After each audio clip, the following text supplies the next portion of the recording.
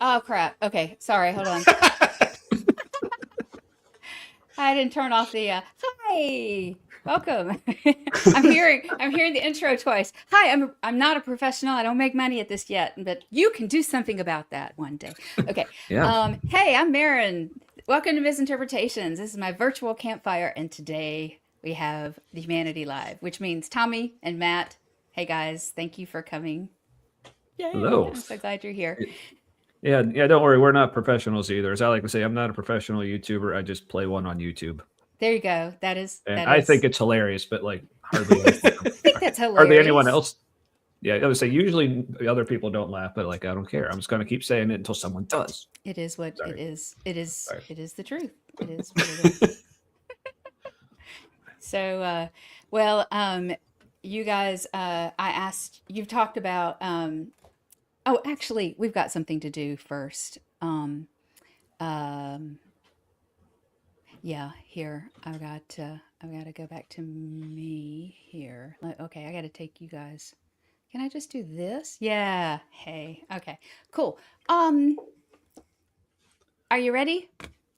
I don't know how many people are here, but we're gonna do this now.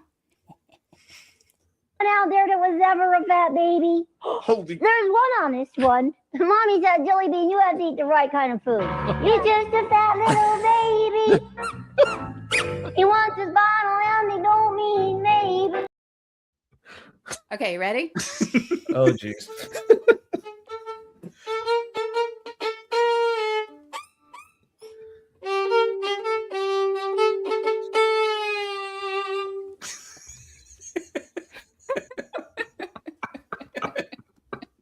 He did the squeak.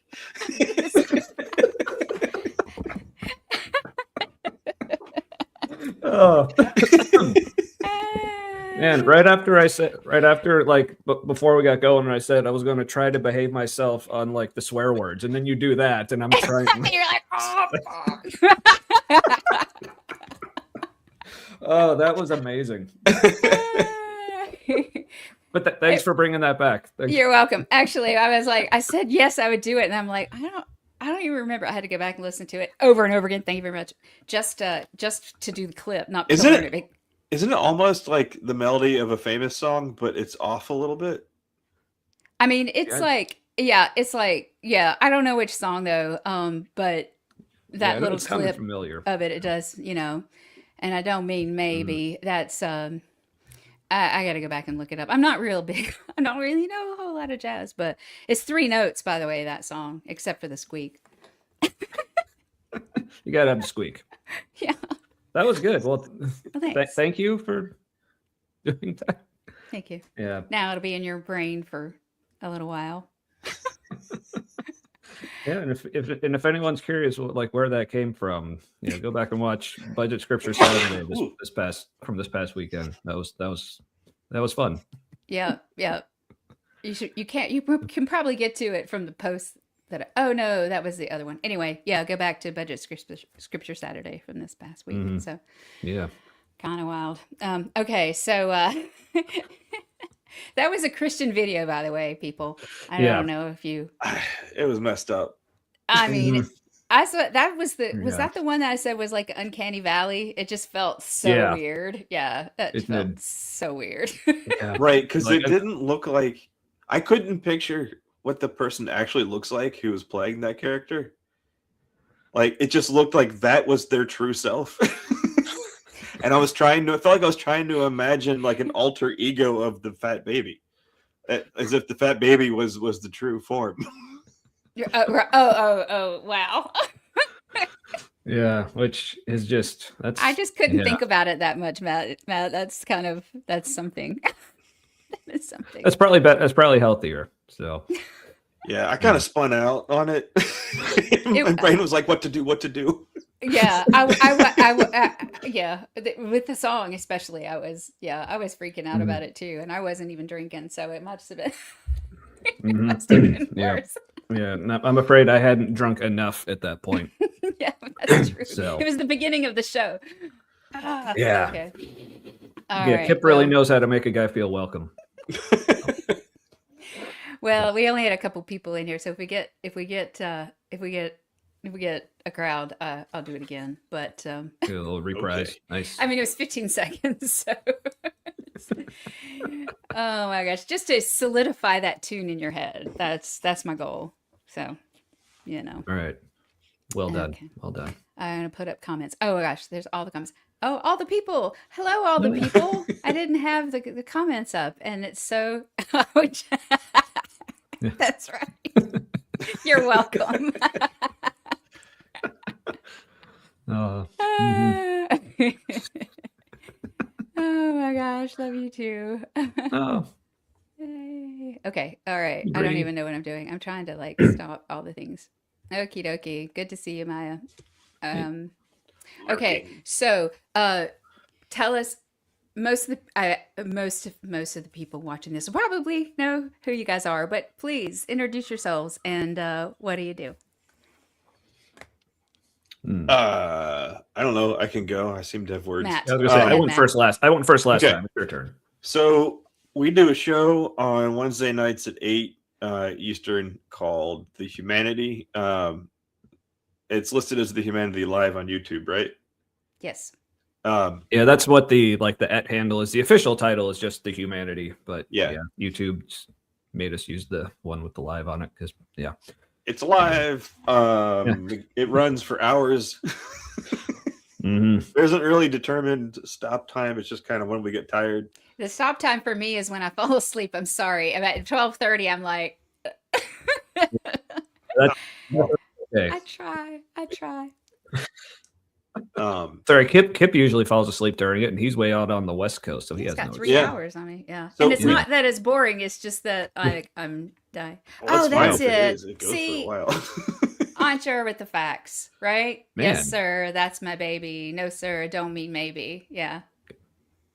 I think it's Coming probably in clutch. at least the words are similar.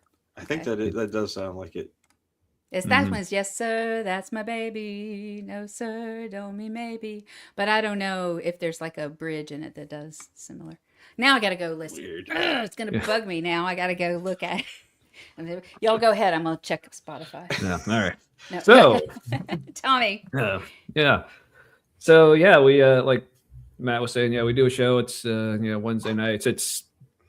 We started out doing more just like kind of like almost like a regular podcast. Like we would just like pick a topic and discuss it for 2, 3, maybe more hours.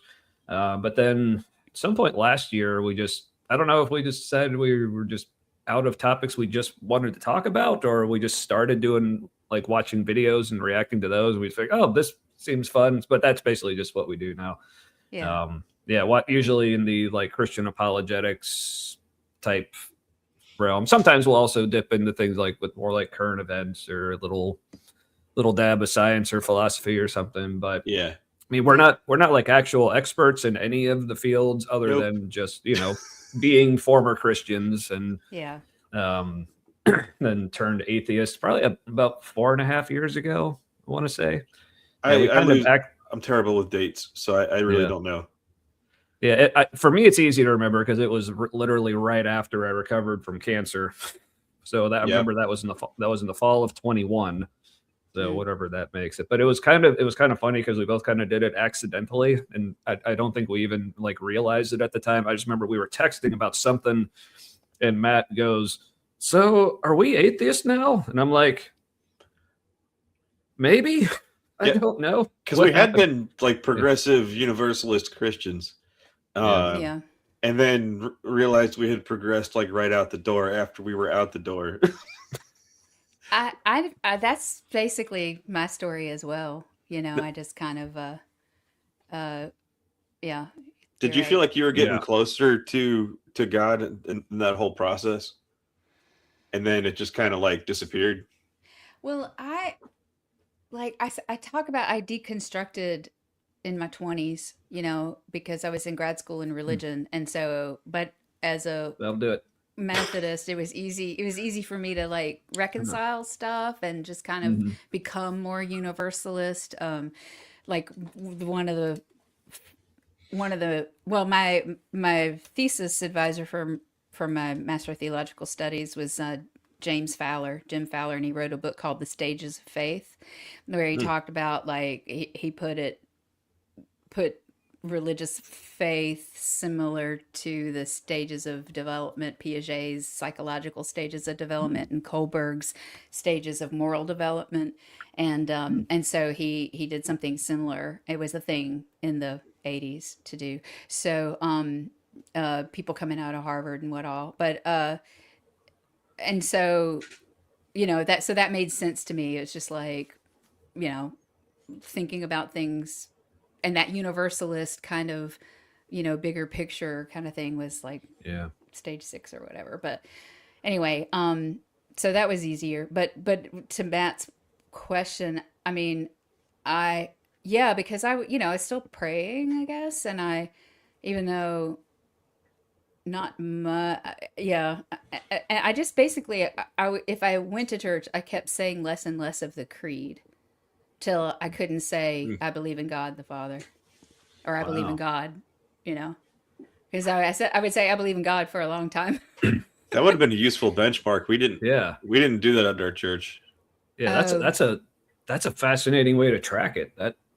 Yeah, just fewer and fewer lines, and like that's that. Like, metaphorically, that almost sounds like that could be like the concept for like a short film or something. Like someone just has it up on their wall and they just like keep slowly crossing out bits of it. Yeah, good idea. Yeah, I like that. That could be like it was your idea. It's my. That could be like a really thing. interesting, like time lapse, like 1-act play. Yeah. Yeah. Yeah. So it'd be like mini acts within the 1 act. Mm-hmm. Yeah. It could be me. I think I'd probably write a song. Write a song that would. Do you know? Like, did you ever do row, row, row your boat and leave off a word?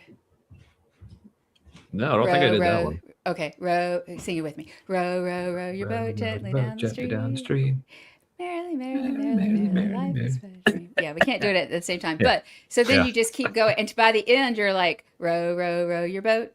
Row, row, row, row, row, row. Oh. And that's how you just take off a word every time. It was a game we played as a kid. So. Ooh. Yeah. So never that's did that how. one. Sounds that's fun, how I do the creed. Yeah. I guess. Yeah. That's how I do the creed. And you just rowed your boat right away. Yeah. Yeah. Right. Mm-hmm. Another Truman Show reference. Didn't he take a little boat out to the door on the horizon? Yeah, and then it ran into the firmament, as it were. Yeah. Yes, the screen. Dunk. He was like thunk. Actually, I was a backlot tram tour guide for Universal Studios Hollywood. Ooh. Hi everyone, welcome to Universal Studios Hollywood Backlot Tram Tour. My name is Marin and I will be your guide today. Hey, you guys in the very back car, can you hear me all right? Excellent, thanks so much. How about everybody just go ahead and scoot on in all the way in if we can get as many people on the tram as possible. We'll be going in just a few minutes. That makes so when much was sense. this? An autistic person would do that. It makes sense. Yeah, just because like it's how somebody who could do that enthusiastically, like every time, even though it's repetitive, it's like, I'm talking to people. It's with a script, so I feel safe. That's true. Although that was like the hardest. I mean, I've had different kinds of jobs, but that was actually the lowest paying job and the hardest job I ever got. Yeah. Because we had to learn like 40 pages of script in 2 weeks. And we had to be able to come up with the right paragraph, on the fly. It was a combination of my improv training as well, because the tram would go in different directions because sometimes it would take too long in a particular attraction. We couldn't go into Earthquake yet. So we were sitting out there in the field, and you had to sit, and we weren't near anything, but it was close to where they did the Westerns, so I start telling the stories about the Westerns and stuff, anyway, so so that was tough. How do we get onto that? I have no idea. Yeah, they definitely should pay better for that. Definitely. Yeah, I was going to say, like, it's kind of depressing how how difficult it is and how well it pays. Like that graph doesn't go the way it's supposed to. Yeah. All right, here we go. Stages of Faith, starring Marin and Ms.Interpretations, directed by Tommy Live and Matt Live. No relation. Love how you worked in the names of the channels there as the last. I love it. That's Good. great. I was like, did she mean to do that? And then I realized, okay, yeah, I get it. They meant to do that. That was Yeah, funny. like because like Interpretations, that's your last name, right? Because Yeah, exactly. that's, your channel is Ms.Interpretations. Like you wouldn't lie about that. I just like right? Jesus Christ. Yeah. Yeah. Oh gosh. Alrighty. So maybe we should talk a little bit about the topic that we agreed to talk about. Oh yeah, yeah. I hear people actually do that on their shows. Are you one of those people? Only after only like a half hour in. I mean, we're not quite a half hour in yet. Maybe we shouldn't start now. Anyway. Oh. Yeah. Well, I appreciate you making us feel more at home by. Yeah, extending the intro a little bit. Yeah, Mhm, yeah. mhm. So we feel, yeah. We don't do that. We don't. Yeah, no. Yeah, definitely not every single week. Nope. No. Oh, that was one thing I was gonna say. Now that we're changing topic again, was I really started watching more consistently your live when you were doing the longer review of your church film. Oh yeah, back in January. Yeah. Yeah, and that was like, whoa. That was something. And it's interesting too, like the fact that you're doing that and you know these people, like that in some ways that totally terrifies me and freaks me out. Like you're talking about people that you know. Yeah. Well, I guess unfortunately, the church was so big. Like it's when it comes to like the people actually like doing like the preaching and stuff. Like we didn't actually know any of them. Yeah. So I mean, and actually, I'm not sure how well I really know anyone who's still going there.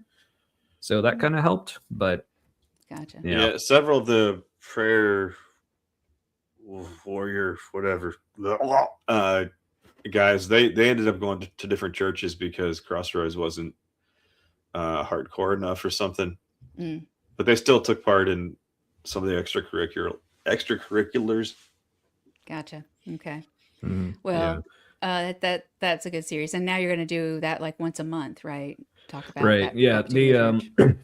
The series we did in January, we did just like a 4-week review of their 4-week series on deconstruction that they called Rock Solid, which I think is a wonderful way to let you know how that series went. But I remember it's a few years old. I remember watching it at the time, like I'd already deconverted, but a lot of the stuff was like still pretty fresh. So like, I remember like it's been a while since like something like pissed me off as much as that did when I first watched it. But it was rough. It was like trauma flashbacks that I didn't realize I would have. Yeah. Just the just way like a lot were, of like gaslighting. Yeah, I was about to say that. A lot of bait and switch with topics. They get you thinking along like agreeable about something that's more approachable, and then they switch the word they're using. Right. You don't always catch it, and it's a slight difference, but it's really important. And it's a I don't know, it feels like a programming method.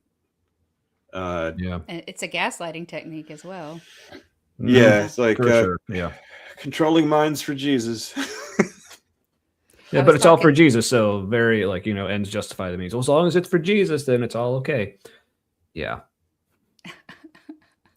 But if anyone's missed opportunity to call it rock hard. I mean, rock solid's pretty close. Yeah. So yeah, they're just teasing you with it.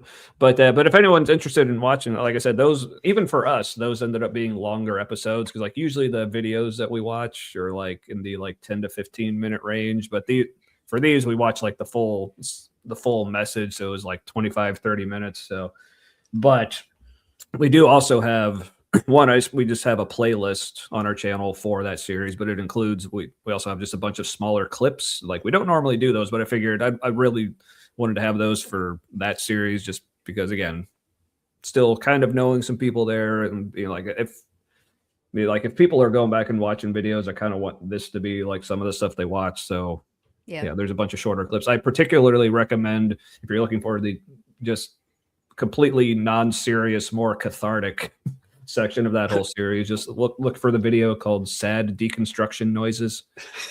So Okay. just that one is also in. We also have a playlist just called "Our Favorites," and that one's in there as well. Okay. So Yeah. Yeah, it was a production fail on the recording, but it was interesting musical choice that they had that sounded like we couldn't decide if it was. I watched that live. I remember now. Okay. Yeah, we couldn't decide. Does this sound like a sad ghost whale, or is it like a cat having an existential crisis in a sewer somewhere? So weird. So weird. It was. It's almost like their editors are trolls.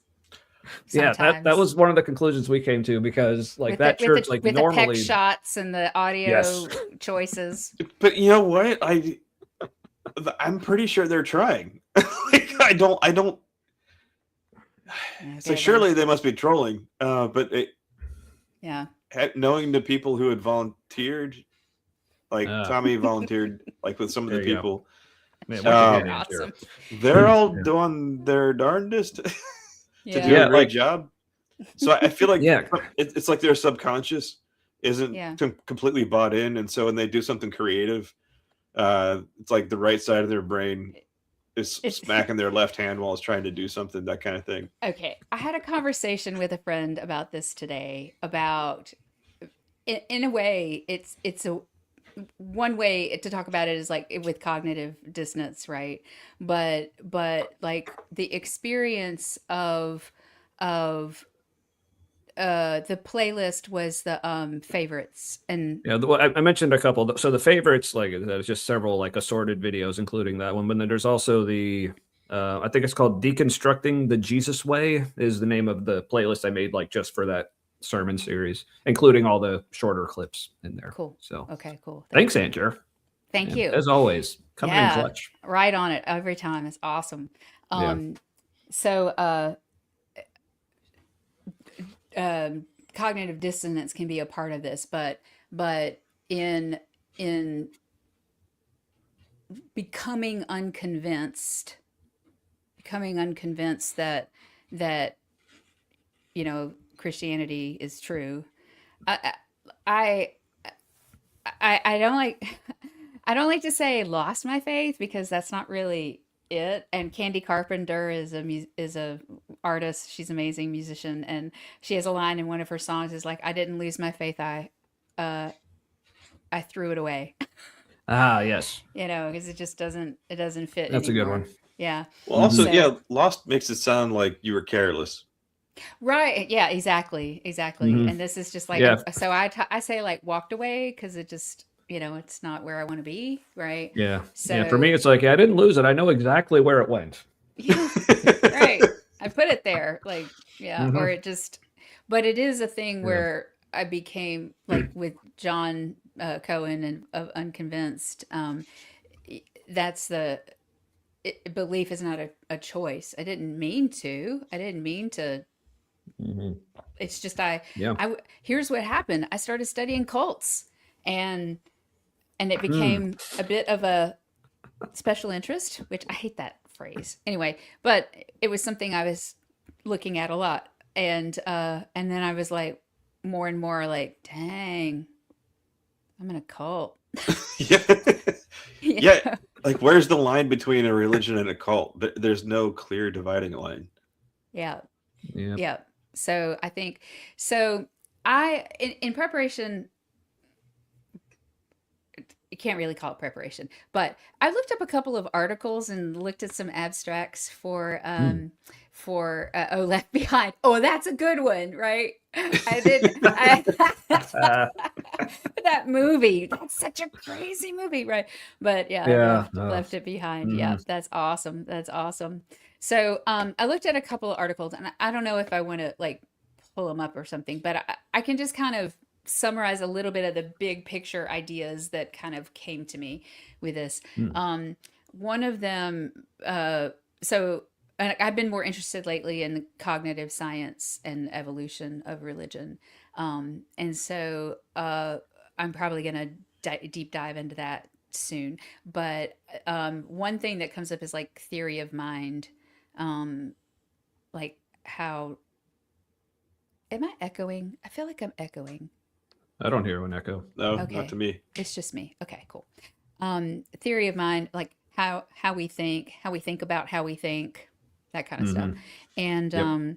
and I could be wrong because I was just skimming some of these things, but some of the research about autism and thank you, autism and atheism. That's kind of what I was looking for. To preface this, you guys have talked about uh, being on the autistic spectrum, yes, Mhm. Mhm. and I actually was diagnosed as autistic a couple of years ago. I went and got a diagnosis because all my friends were autistic. And so I was like, huh, It's these are my best friends and I'm just totally myself around them. And maybe I'm not just ADHD. And then I got the diagnosis and they're like, yeah, yeah, of course. We knew you were one of us. We just Mhm. needed, Oh, you needed to understand it too. So it's it like, just oh, made congratulations for realizing. Yes. Mhm. thanks. Yeah. Yeah, but it's a fascinating thing. I don't know how your reaction. I'll get back to the articles here in just a second, but Mhm. um, uh, I'm coming in univocal, I think it. Yeah, univocal. univocal. Yeah. Oh You my got God, say that's it perfect. right, Marin. Yeah. Okay, You univocal. nitty. Okay, good. Thank you. It's just a little One thing I of hear myself. us. So I have told people around me, and some family members, and I told a friend last week, and I think she's kind of stunned because she worked with me for like 5 years, and and she was like, "What?" Because I am ADHD, and I'm also like, yeah, I'm a Southern woman because and so I mean that's all we do is mask, so how do you tell Mm. autism from being a southern woman, like you Yeah. have to be a certain way and da, da, da. But Mhm. anyway, I just uh but it made me make sense of a lot of things because I used to be really upset, that nobody understood me, and my mom was always telling me not to be obnoxious, and my brother was always saying, don't be like this, don't be like that, don't be like this, don't be like that, and I'm like, just leave me alone and let me be. And now I'm Right. like, maybe they were trying to be nice. Maybe I was really being weird, and I didn't realize. I didn't realize. Yeah, Yeah. but So I think the way people handled it too is they would. Because I have people kind of do similar things with me, and I don't like the way they did it, and I think it's because they would sometimes people would talk to me like it was a failing of mine that I wasn't doing that thing already. Um, do what thing? I'm like sorry. like if I wasn't acting appropriately, or Oh, I said the wrong thing, or I was too loud, or right. not loud enough. Yeah, right? um, yeah, and they would kind of talk to me like I was doing it on purpose, like I hadn't Right. improved because I didn't try or something. So, Yeah. yeah, I was always too loud. My mom's like, you're too loud. Like, but I can't stand it when Yeah. other people are too loud either. So, mm, Yeah, definitely. Yeah, for me, there were definitely I can think of at least a few times where people seemed to be upset with me because I thought I was coming across as very like rude or inconsiderate or whatever. I'm like, no, like I thought I was just talking and saying things. Sorry, yeah. but Yeah, when you were yeah, I would. conservative, or when we were both conservative, like, and you had too much to Yeah. drink, you would like get intense. Well, that I understand. No, but yeah, I could see that like coming across the way I did. But no, but there'd be like, I remember there's like this one time where like I was literally like, long story short, several like this is when I was in probably like high school. Like several people in my family, like there was something we were all trying to figure out. I'm like guys, I know what to do, and they're like, oh, we just can't get this thing. So they had all like walked away. So I finally just walk up to the thing, make it do the thing, and I'm like, see there, and they all got mad at me, like, well, we don't need the attitude. I'm like, I just figured out how to do the thing you've been trying to figure out for 10 minutes here. Like, It's like, I think you feel dumb and you're blaming me. You're blaming it on me with an attitude. Like, not my fault you feel dumb. Yep. And that was the first time I punched a hole in a wall. So was it's it very really frustrating when people don't listen. Yeah. Well, yeah. almost a hole, because I just, because like they were all like so mad at me and I just like did not understand. So I just, and again, you know, being a teenager with all the angst that I didn't understand because didn't know I was autistic at the time. All right. Yeah. Go up to my room and I got so lucky. I managed to, like, my fist landed right on a stud.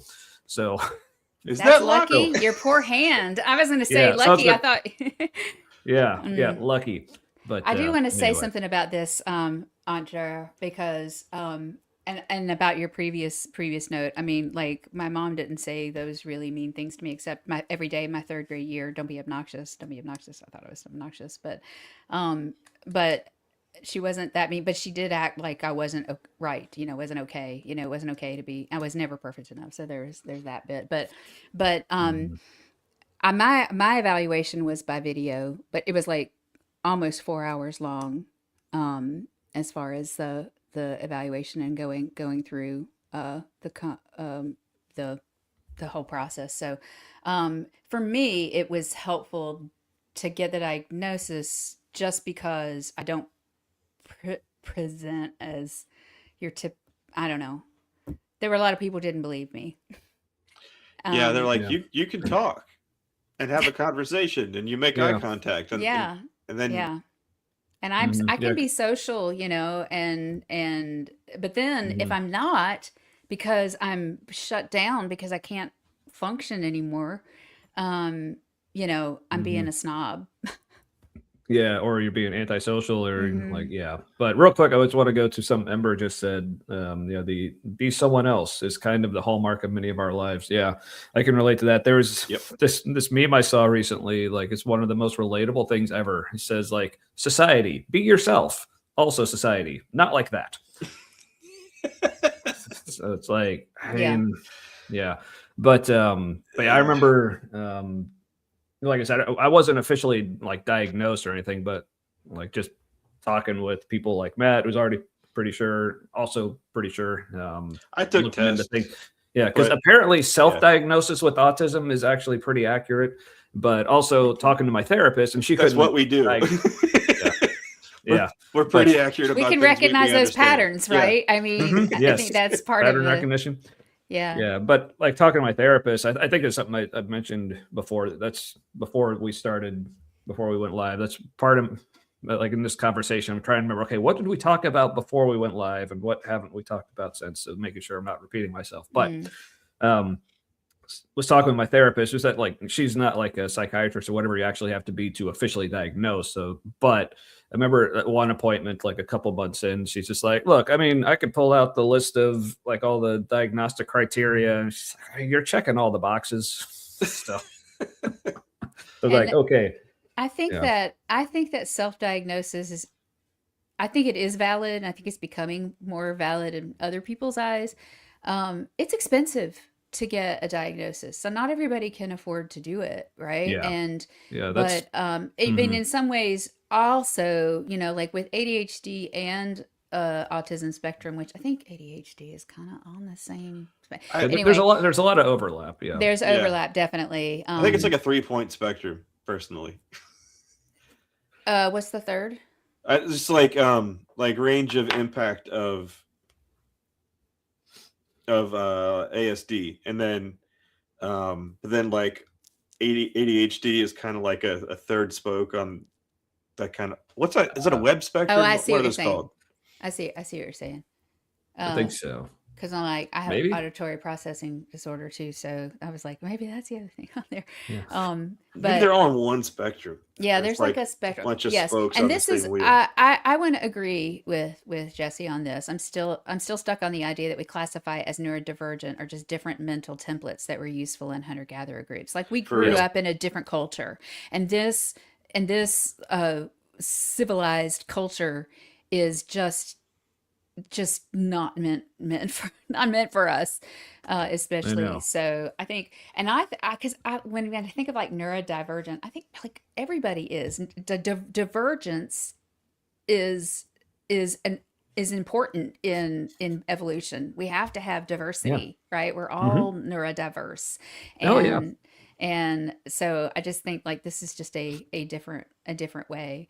But the point about like getting diagnosed or not diagnosed, some people prefer not to get a formal diagnosis, right? But for me, it just kind of help. It was a relief, basically, especially as a Hmm. female, you know, and I did well in school. So, but I mean, I spent school in class. I spent most of my time doing homework for other classes because I couldn't focus because it was boring. I mean, I got it and I'm Hmm. like, okay. Right. And like when we did math homework, uh, at the beginning of class we put the problems up on the board of the homework problems, each kid could like volunteer to do one, and I never had done it before. I just did it on the board because Hmm. I didn't do all my homework, and so and so yeah, so uh I don't, but you can ask questions here because I don't have super chats or anything. I don't have live call-ins, but one day maybe. I've been thinking about it. I'm gonna be on Skeptic Haven in April. You can call Ooh, then if you want to talk to nice. me. Yeah, it's going to be fun. Anyway, so I just feel like if you, and maybe you guys feel the same way. I mean, if you diagnose yourself, I mean, if the shoe fits, wear it, right? I Yeah. think. Yeah. For me, yeah. Like I said, for me, it was mostly just like talking with my therapist because, like I said, she couldn't officially diagnose me, but like she was very familiar with it. Like she knew like what it was. But Yeah. yeah, but she did like she had like because I remember in my very first appointment, like probably like halfway through, she one of the things she pointed out, like I'm getting a lot of like pathological demand avoidance, which is apparently something that is very closely tied with Holy autism. cow, she was direct with it. Yeah. I mean, like that's hard to. That Well, could I have gone guess either way with demand avoidance. You know what I I mean? guess It's for kind of me, like a demand she's placing on you a bit. no, but then as soon as like she explained it and what I was like, that makes so much sense of like my entire life. So, Right. Yeah. Mm. There's yeah. Uh, like they're like in the UK, the idea that pathological demand avoidance is a separate diagnosis, um, or a like a flavor of autism has a lot more traction than in the US. I don't know. There's a lot of ADHD folks that are pathologically demand avoidant too. So, and this speaking of that, yes, I gotcha. There's no overlap like a spectrum, but there's Yeah. similar reactions to life. There's some Yeah. similarities in how we respond to too much Mhm. information, too much Yeah. stimulation. Yeah, a I lot of I think. guess the way I would describe what I like meant by the overlap was like the way they kind of manifest themselves can look very similar to one another in a lot Mm-hmm. of cases. Yeah. Mm-hmm. yeah, and in fact, it's like Yeah, there are different things. Yeah. Yeah. the symptoms overlap so much that like if you are autistic and ADHD, like the executive functioning challenges, some of the like hyper focusing, it's really difficult to say which is a symptom of which. Yeah. Um, yeah, Yeah. it's like the lived experience was very similar. I hope one day to like help participate in creating more positive language around all of it, right? Pathological demand avoidance. It's like Yeah. I want It's to be myself. Leave me alone. it's not You attention know? deficit either. I think it's the Oh, ability to pay attention to more things that are going on in your head than the typical person, and that can be kind of maddening to be aware of mhm. Mhm. other.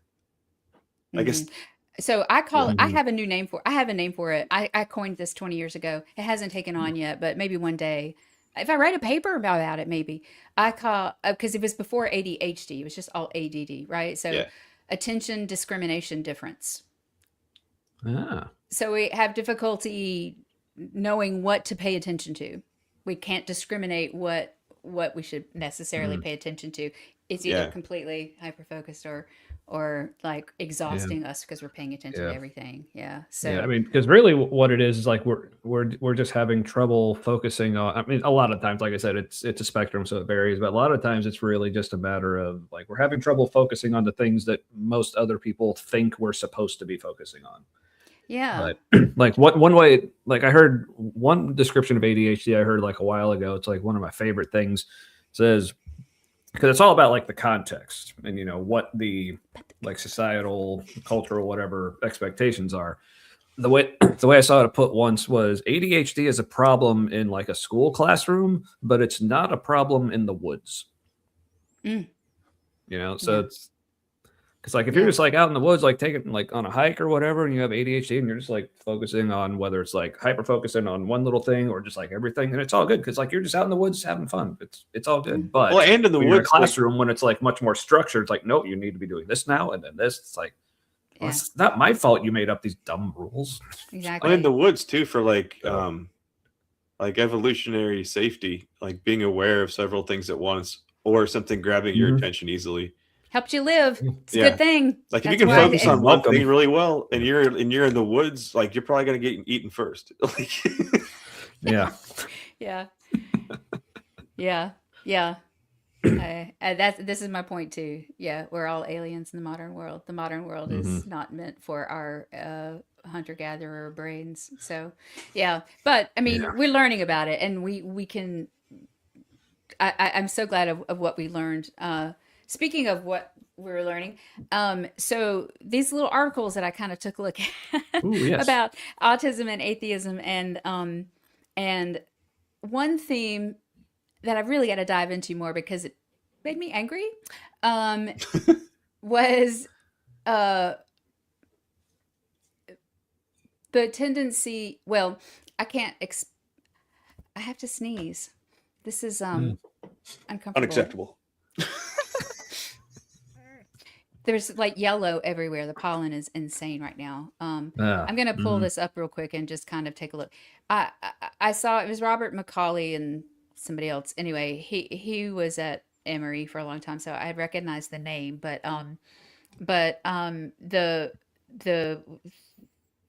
he coined a phrase called mind blindness.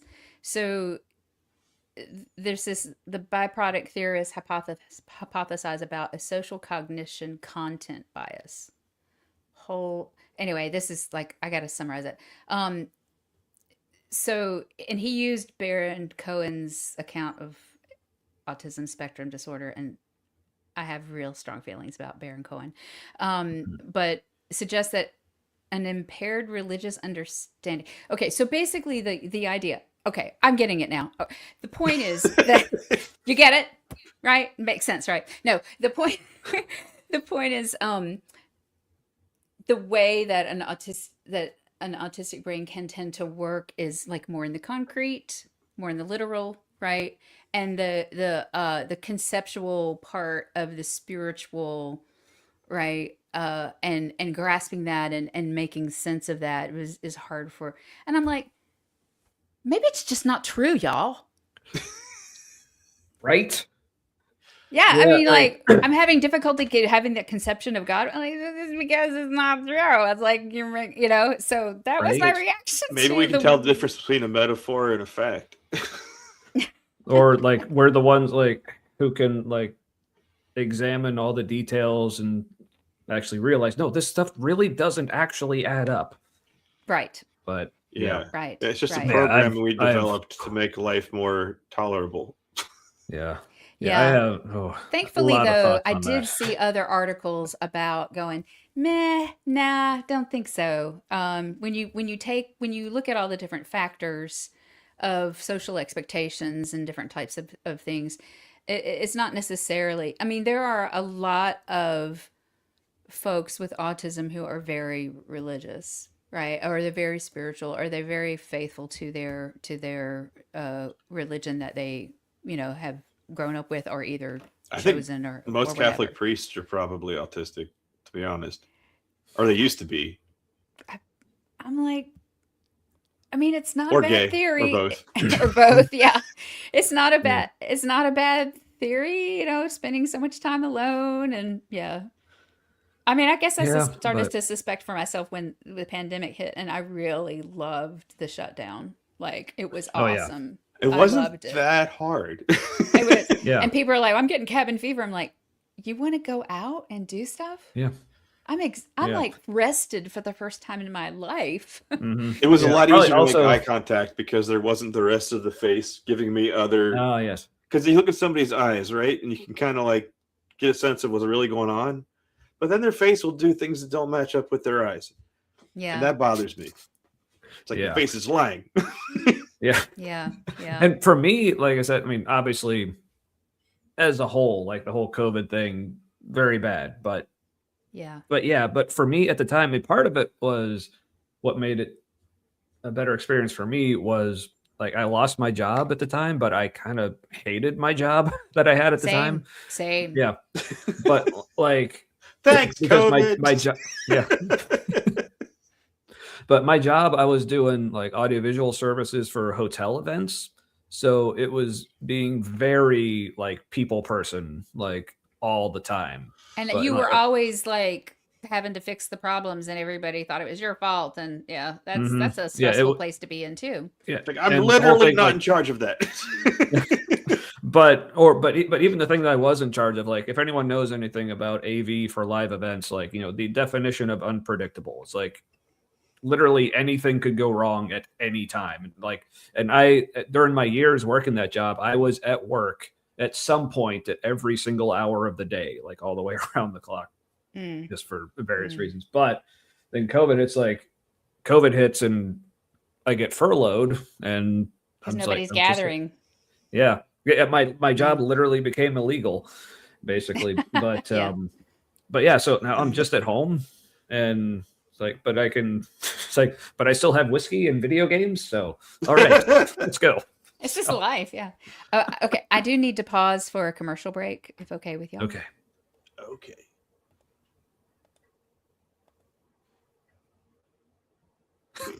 This is Saul. Aw. It's the doll baby, and he's dreaming, and I think he's running or something. Mm. You can see his little paws Oh, yeah. going. Doing twitch, Yeah. twitch. No. Yeah. He's he's chasing the other dog in the backyard. Maybe, I don't know. Isn't that adorable? Quite. With your body. Yeah, I can't afford to have him on the screen all the time because I don't. That's a tear up in my. So that's a little soft.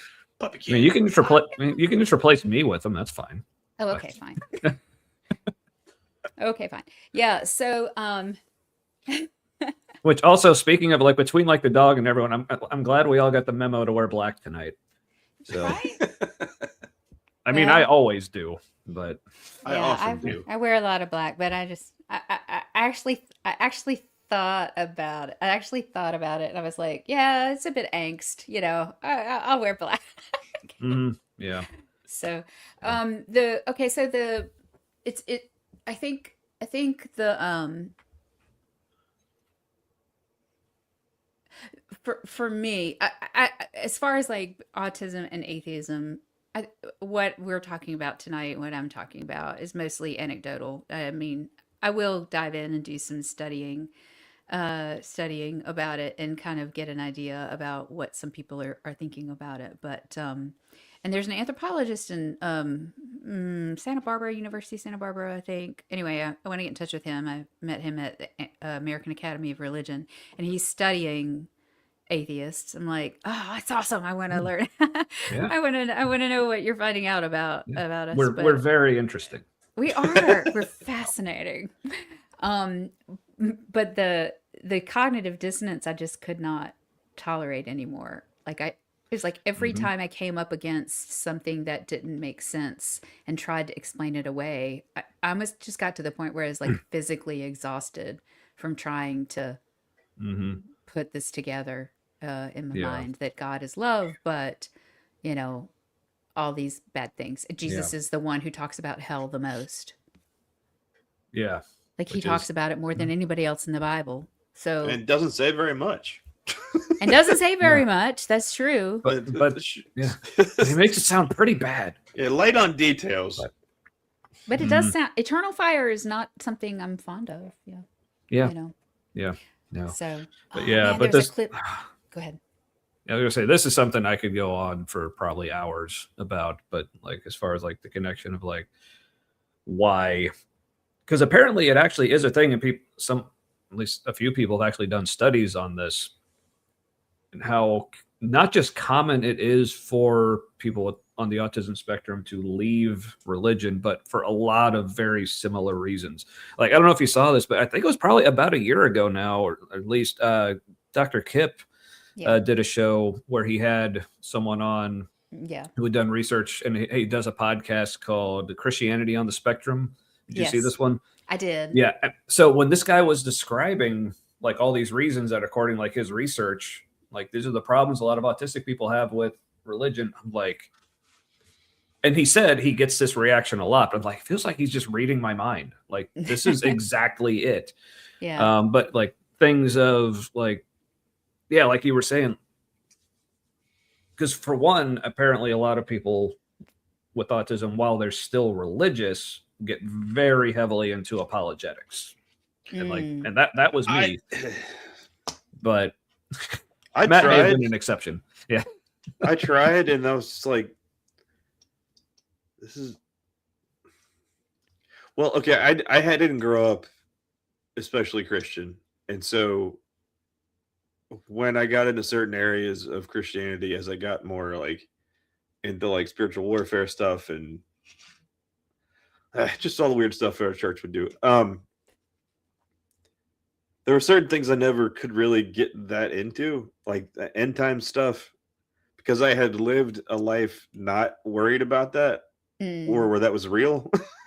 Right. It just, it's like that's fine for you, and maybe you're right, but Whereas that was one of my special interests, actually. So apologetics fell short. Yeah, the whole and apologetics specifically end time stuff. Yeah, I remember like me and my friends would always like read the book of Revelation together. Like, this is so cool. Partially because we were reading it from dream. Okay, sorry. Go ahead. Partially because we were reading it from the angle of how we're going to be able to avoid all this, but man, sucks for those people. But this is so cool. Yeah, there's like dragons and monsters and blood and all the things little middle school boys love to read about.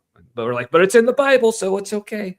It sounds like a drug trip. A lot of it. This is what I'm saying. Is it like a fever dream? Yeah. It's crazy. It's it's into wild. The ergot. Yeah. But yeah.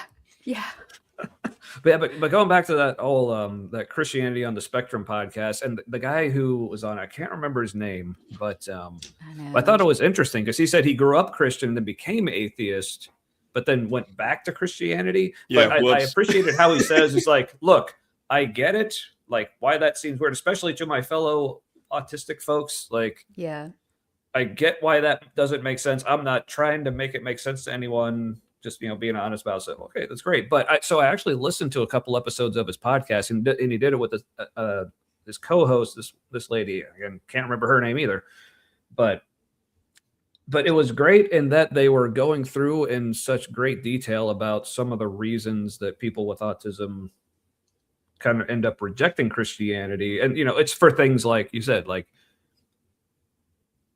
whether it's like through apologetics or not, just like looking at all the different claims of the religion and just realizing, okay, a lot of this doesn't actually make sense. And a lot of the explanations that were given, like there's so many like logical holes in that, or you give me this answer over here, but this contradicts that answer you gave me over there for that different thing.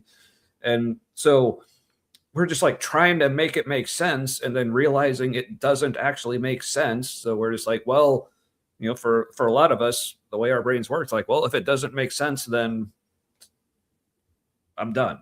Like I want to move on to something that does make sense. Mm-hmm. But yeah, I think it's the low tolerance for the cognitive dissonance. I think there's, as a way to explain it, it's just like there's low tolerance for injustice.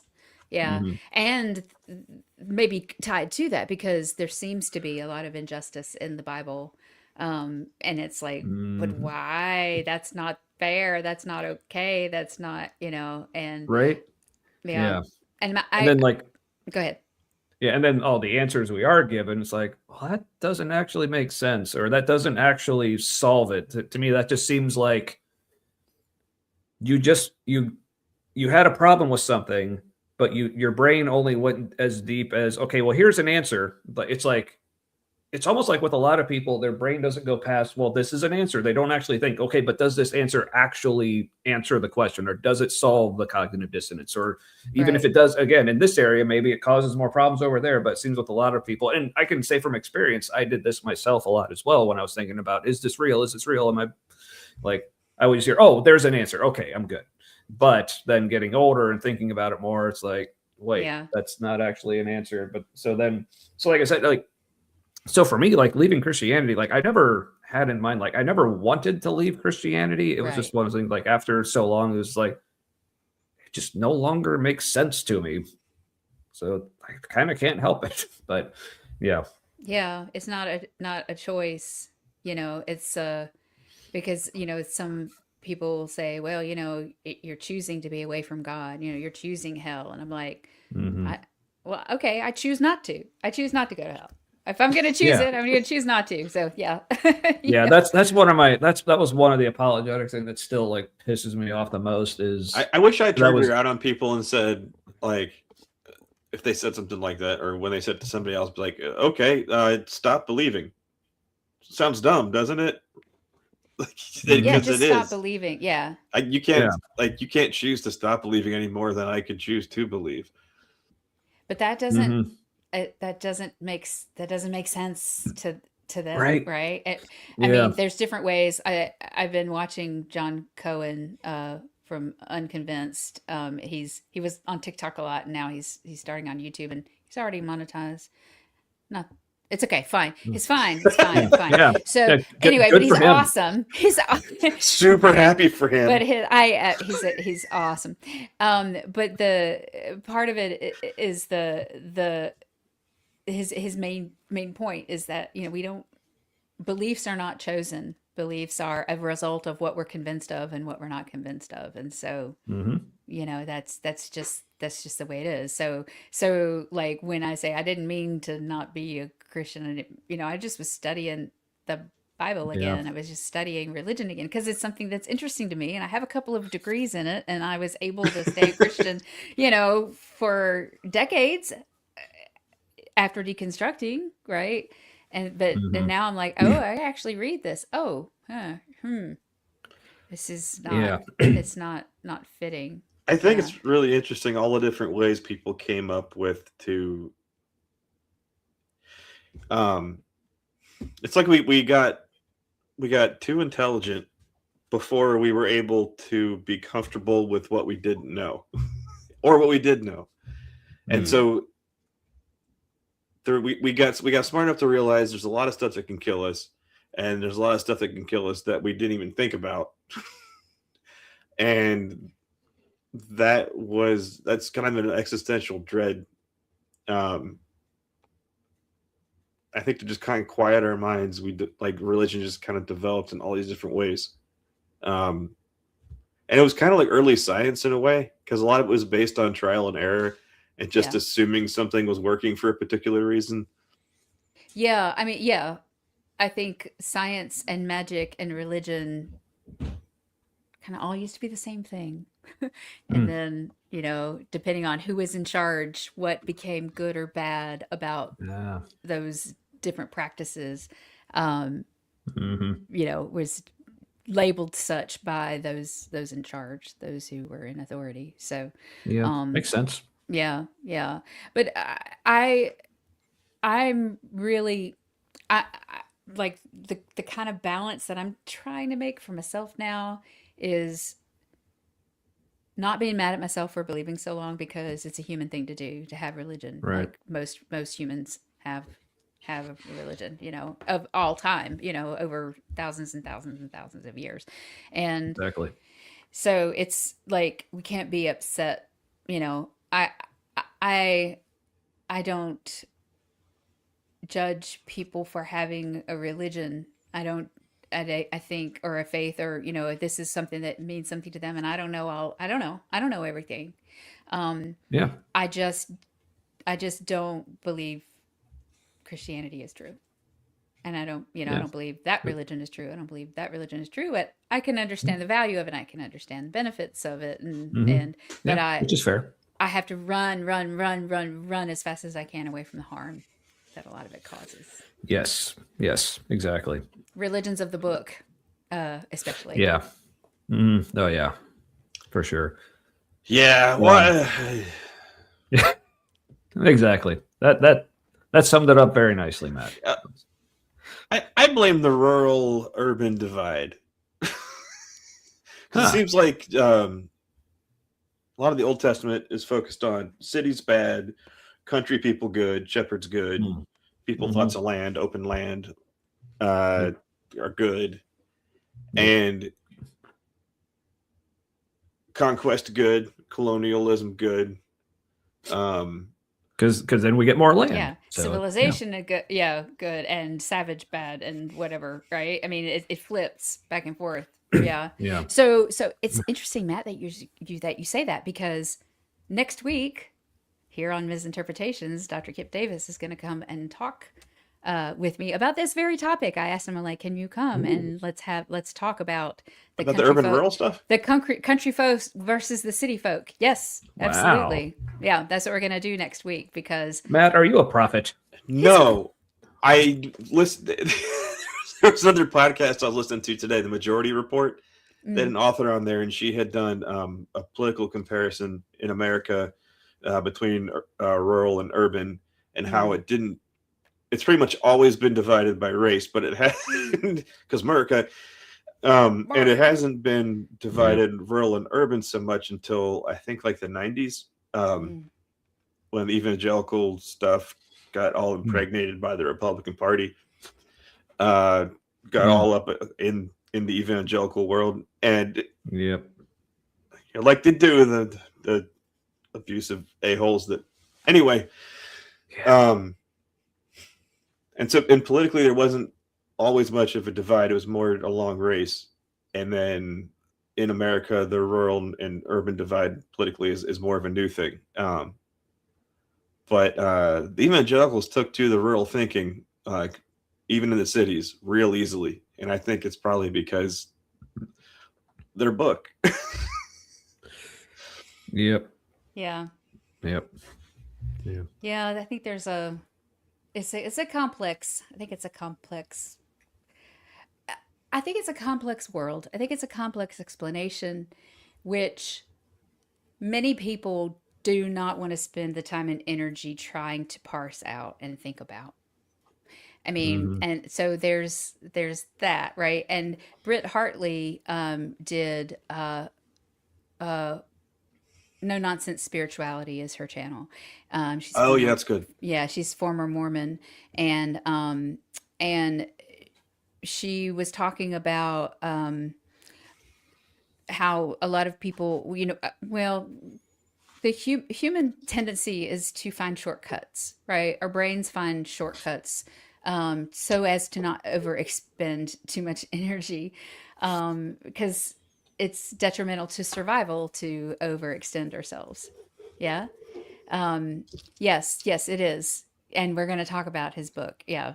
The country versus the city. Yeah. All the bits and parts. Yeah. Okay, cool. Thank you very much. That's why I thought of him. But as far as like when you get into the cognitive dissonance and trying to sort things out and trying to make sense of things that don't make sense, and like you were just saying, Tommy, about like, oh, well, this answer is satisfying, like, well, why is there evil in the world? Oh, because of the Garden of Eden story where, we ate the apple, and so now everybody is bad. And well, then why did that happen? Why did God do that? Why did God put the tree in there? Well, free will. Oh, okay. And that's satisfying for like 30 years for people. You know what I mean? For spirit people. Yeah. But it doesn't. Oh, yeah. But it doesn't make any sense at all, right? Did angels have free will? I mean, they left heaven. They knew God. They saw him face to face. Yeah. Free will? Did they not have free will? And when you go to heaven, do you have free will? This kind of thing, right? So those Mhm. kinds of things just don't make sense. But the shortcut is to like accept the answer as like, oh, okay, all right. So that's an answer, just kind of like Mhm. what you're saying. And Yeah. some people are more of extreme on that and are more have more tendency to follow authoritarian type of uh, cultures, people, whatever, Yeah. leaders. Yeah. Yeah. And a lot of autistic people are like, no, like tell me why first. Like Yeah. it's not a rebellious thing. It's more just like I don't want to actually commit to something until I'm actually sure it's a thing worth committing to. And That's that I that's really what it is. understand. Yeah. I gotta Like understand. it's got to make sense. And we kind of automatically don't trust charisma, I think. Just because it's like we understand it the least. It just seems Yeah. dishonest. Yeah, Yeah, it's 'cause like yeah, we 'cause can see it mhm. as a mask. Maybe we recognize it Yeah. as a mask or Yeah. something.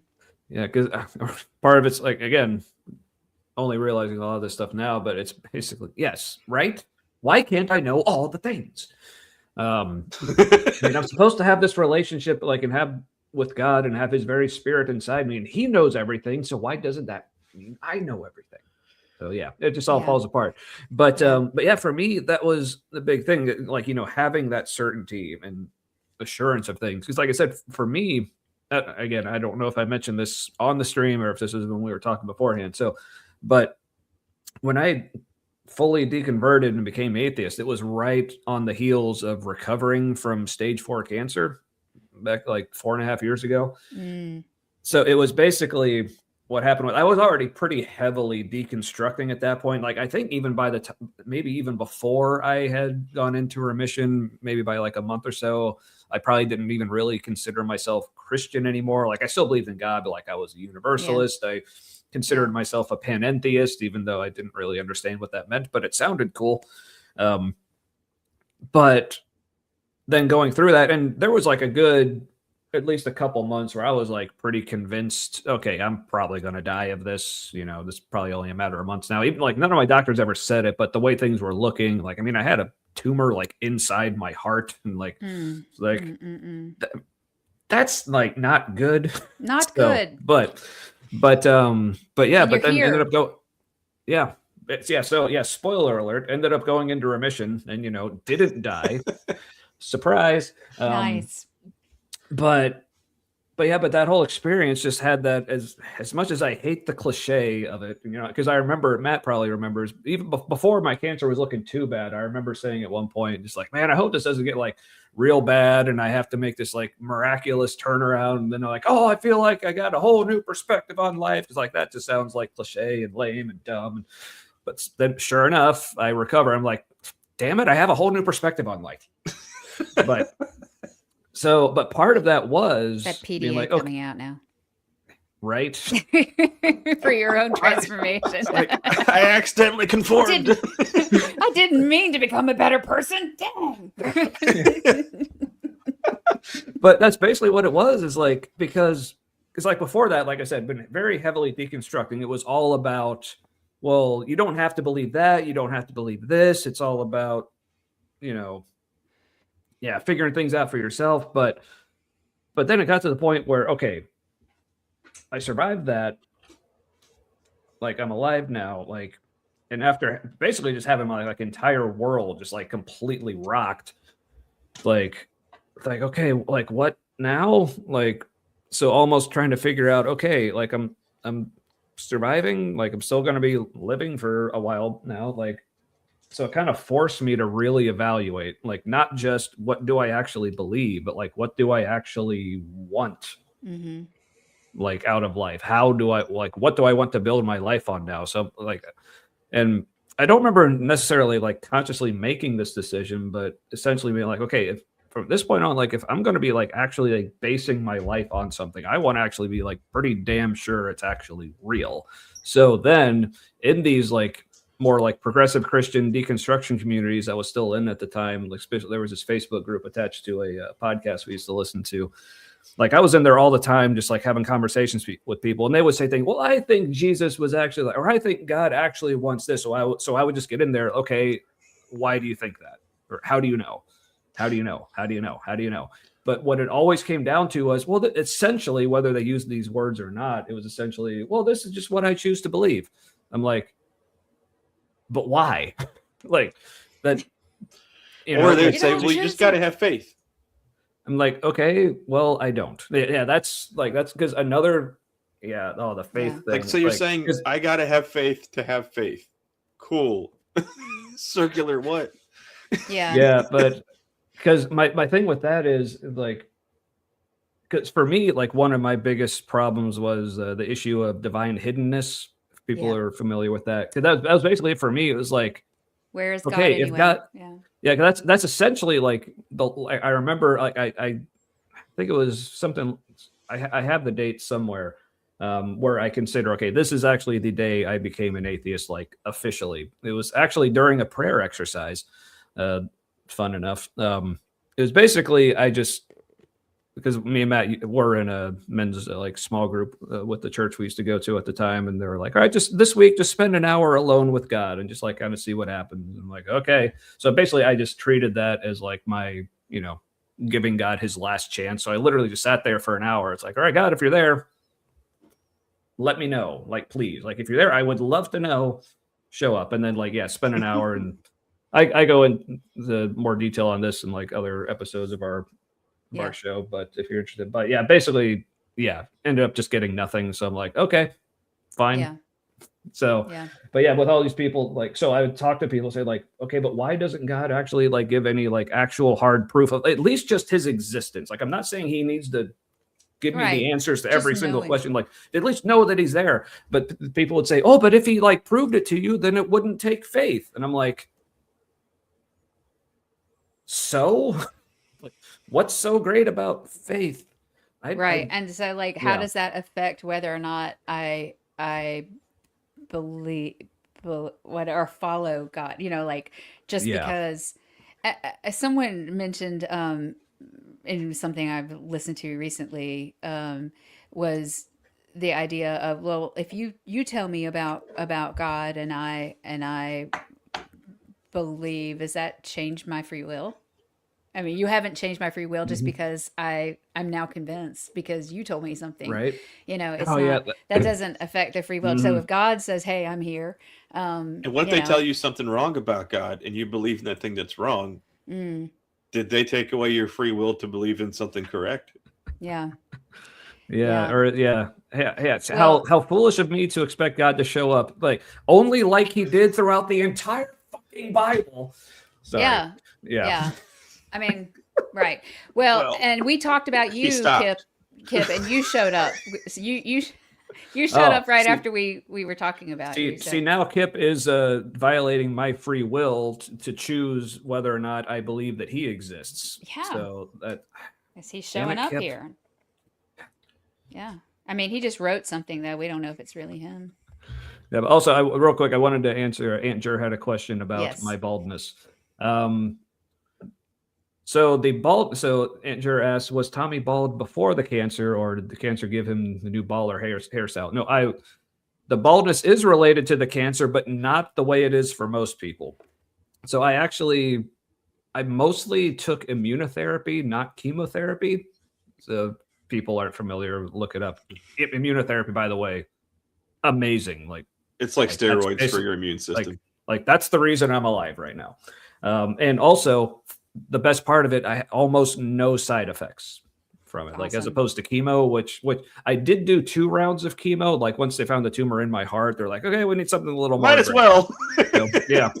But I actually didn't lose any hair from that. The reason I shaved my head, because again, going back to like the primary tumor was on the back of my head there. Yeah. Sorry. Yeah. There we go.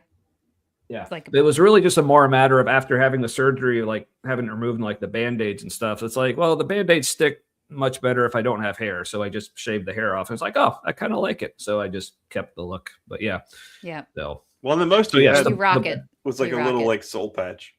Yeah, and also it also didn't help that my hair, I was already pretty thin on the top anyway. So head holes. Matching head holes.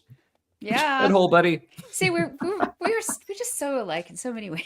So I many people. You know. just don't know It's so awesome. who's Mhm. like you. Yeah. So long story short, yes, the baldness is related to cancer, but not for the reason it is for most people. So Yeah. Kip, what we were saying is that you're going to come talk to me about city people and country people, and Matt actually he prophesied it. mhm. So I'm just saying that that is a yeah, yeah. AJ has a cochlear implant. I'm Oh sorry, yeah. not everybody knows that. AJ has a cochlear implant. That's the hole in her head that we Mhm. were talking about. I Right. just have a hole in my head because I'm like, you know, you already got a hole in your head, that kind of hole in your head. So more like the metaphoric hole in The your head. metaphoric, yeah. Man, I haven't heard that in a I long time. I think now that Kip is here, I might have to actually do my little ditty Oh yes. here. Yeah, what Please do you do. think? Yeah, He has okay. to. Yeah, he has to. I was about to say he has to suffer too, but that sounded insulting. But Yeah, Jess, it's not. It's I have to. If Jesse, if you're still here, okay, this is like, what is it when you like warn people of the lights flashing and that kind of thing? like You know, for like a for those who might be traumatized, you can like like a trigger turn. warning. Yeah, Or- trigger warning. You can there you go. turn your head away. Okay, here we go. Out there that was ever a fat baby. Holy. There's one honest one. Mommy said, Jelly Bean, you have to eat the right kind of food. He's just a fat little baby. He wants his bottle and they don't mean maybe. All right.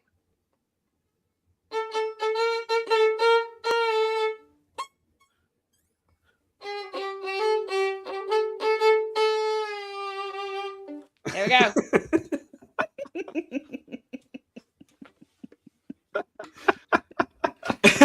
You're welcome. Again. Voice ending says it's happening. Are y'all did okay? anyone else notice like during that clip when she asked like, was anyone out there a fat baby? And I was like the only one that raised my hand. You And raised she's like, your well, at least hand. there's one honest one. Yeah. No, I did. was. I couldn't process the question. I was super fat. I had like Michelin man rolls. Yeah, the way I like to put it is like I think I had the same amount of body fat as I did when I was a baby, like not percentage, just, like actual amount. I think I just like stretch out. But yes, the sarcastic. Yes, because you asked right after that. It's like, Yeah. can a violin sound sarcastic? So I was trying to play that as sarcastic as possible. Thank you, Guard. I Yes, appreciate well that. done. Or G Well word. done. Or Yes. yes. Oh my gosh. Yeah. Okay. Oh, yeah. man. Just have to. It's good to appreciate that. commiserate with things like that. When people- I feel so much better about it now. You know, like when you get an earworm and you can't get it out of your mind, but then if you actually play the song on the radio, but I can actually play the song on the violin and then now. Yeah, there you go. Although Yeah. that is not true because I get something called concert brain. I call it concert brain. I made it up. I make up a lot of words. Concert brain all words are made up. So yeah. yeah, concert brain is when we're getting ready to have a concert and all day, every day, for 3 weeks before the concert, all I hear in my brain is all the pieces that we're playing. It's over and over and over and over again. I think it's an ADHD thing. That could be. I have, but I usually have. It makes sense. Yeah. Yeah. Oh, somebody woke up. Yeah. Ooh. No. It's Your a puppy. It's a little buddy boy. Are you a sweet boy? Are you a good boy? He's splooting. I don't know. You can't see. Oh, that's the wrong camera. Oh, you got a little sploot. You know, geckos sploot also. My son has a leopard gecko, and it'll stretch out like the same way a dog will. You are so cute. You're such a cute boy. I put my hand behind the camera. He'll look at the camera. No. Isn't that sweet? Aw. Boy. Okay. Thank you. Yeah. Maybe it was the violin playing that woke him up.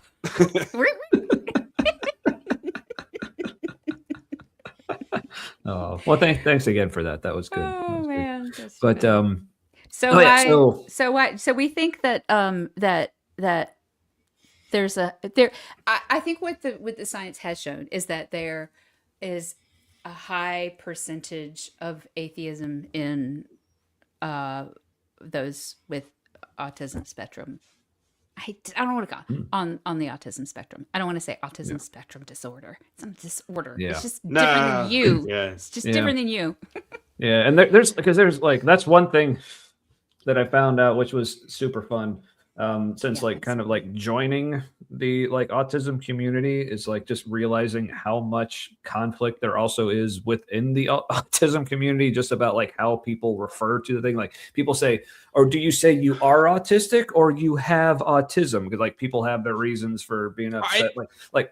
Like I don't care. Like other people refer to themselves however you want. I actually prefer to say I am autistic, because saying I have autism makes it sound like it's a disease or something. Right. But just knowing like it literally is just how my brain works. So it's part of who I am. I Well, am an autistic is Also, an adjective, and so it works. yeah. I mean, I Autistic, honestly I prefer the term autistic. I do like that But- one too. Yeah. How come I haven't heard of that? I don't know. Maybe I've mentioned it.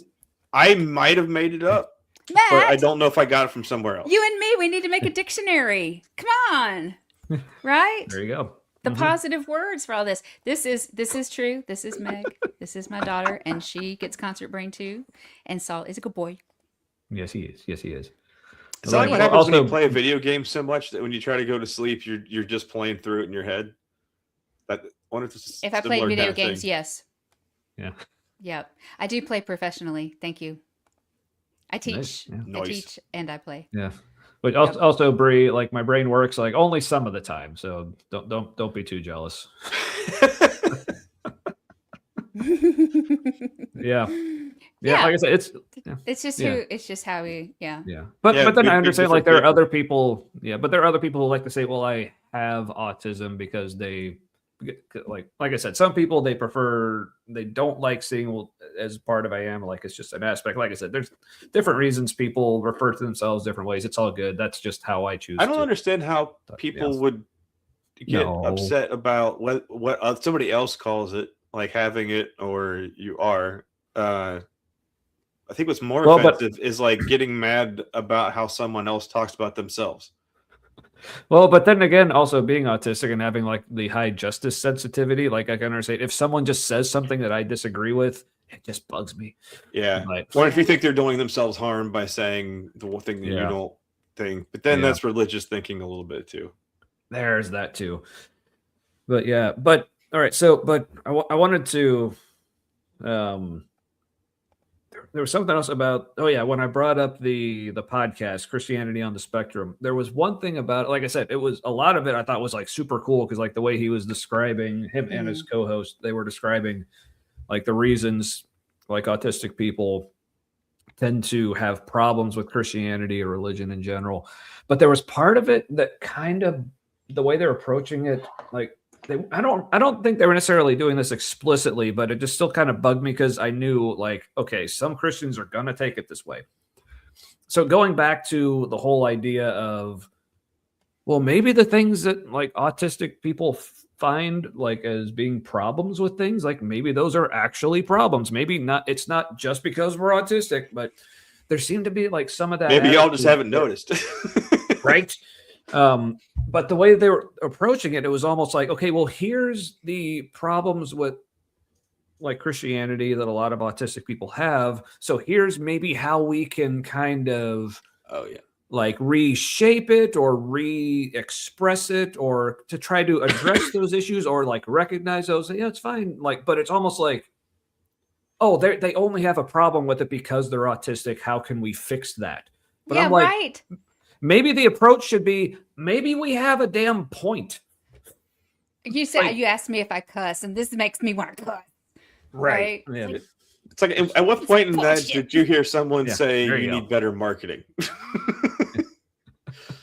Yeah, because again, it's still, I think so many people see autism just in general as like a problem with the brain. It's like, oh, your brain isn't quite working right, and that's Right. why you're this way. It's like, I mean, yes, I know, and again, with autism being a spectrum, and I kind of hate like terms like this, but people use it a lot. Okay, whether your autism is more severe or whatever. There's like the different types, like type level 1, type 2, 2, type 3. 3. Mhm. Yeah, I like level the 1. terms But- higher and lower support needs. Support Yes, needs. that's how my therapist refers to it as well. So I mean, yeah, I guess you could say to the people who have to the point where they are like just completely nonverbal and like just can't like communicate. Again, like I don't know if that I have a hard time saying that's actually a problem with them or just again like the way we've structured society, like that just doesn't work with it. So I mean, yes, it's a problem, but it's like it's yeah. But anyway, Well, I mean, I think there's different severities of different of like my eyesight is not as bad as some people's, but it's worse than others, right? mhm. So I mean, it's just like your body is different, and so there's Yeah. different levels of that. Yeah. So Yeah, but yeah, and AJ, like great point. Yeah, nonverbal people can communicate, and then also like it's like nonverbal even being a problem. I guess, and I want to be careful about the words I'm using. So if anything I'm saying is like a very inappropriate way to refer to it, like anyone, like please correct me. But it's almost like being nonverbal is like it's really only a problem because we have so structured our society around being verbal. It's yeah, because most people are, so that's how we structure it.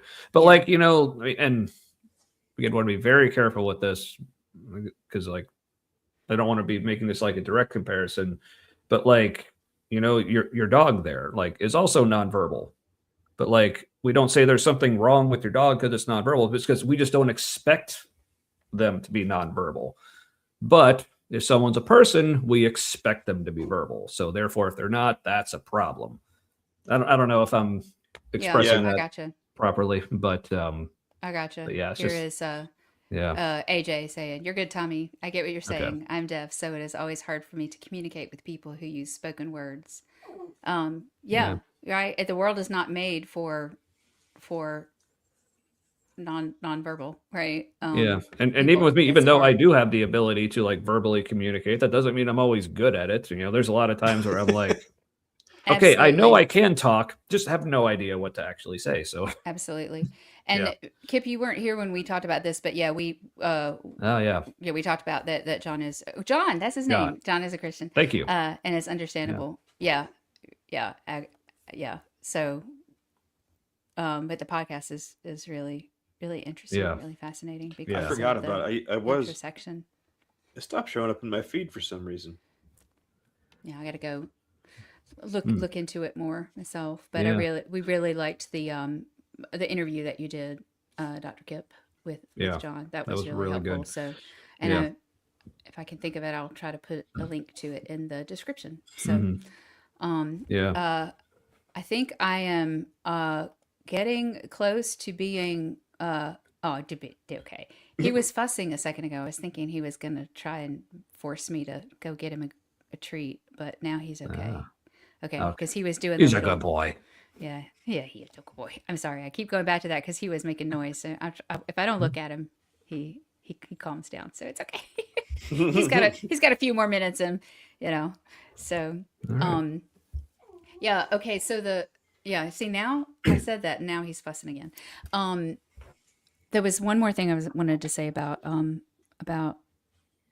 autism and atheism, but I guess I did say it. That's the scientific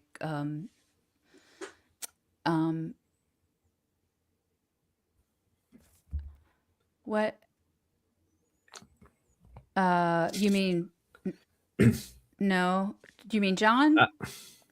Yeah, I definitely thought about it, but the demand avoidance, like, oh, this sounds like something I have to do, so suddenly I You can't. may have to call somebody. I don't know.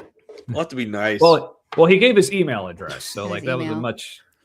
much more comfortable form of communicating. But yeah, I feel like I should, but yeah, because like I said, this is something I feel like I could go on like for hours about. Yeah. But I guess the point I was trying to make, I'm sorry interrupting, because now I thought of it again, No. and I don't remember if I said it, and I wanted to make sure that I said it. Thank you. And that is there is a higher percentage. Did I say that? maybe Of folks who are autistic have a higher percentage of of being atheist Yeah. or agnostic. That is something that I've read about. So Mm-hmm. Yeah, I mean, it makes sense. So yeah. yeah, because So, there's, but as far as another but the like very reason specific, why is the question. Yeah. yeah. So basically, I feel like there's like another like tangent on this I could go into, but I don't know how soon you're wanting to wrap up, Marin. But Well, I'm not exactly sure because now Saul is over here begging me for something. okay. He's up now, but go ahead. Go ahead and say what you're saying. I'll just So like I say, in case like if we did need to go soon, this is actually something that I did make a video about, and it's on our channel.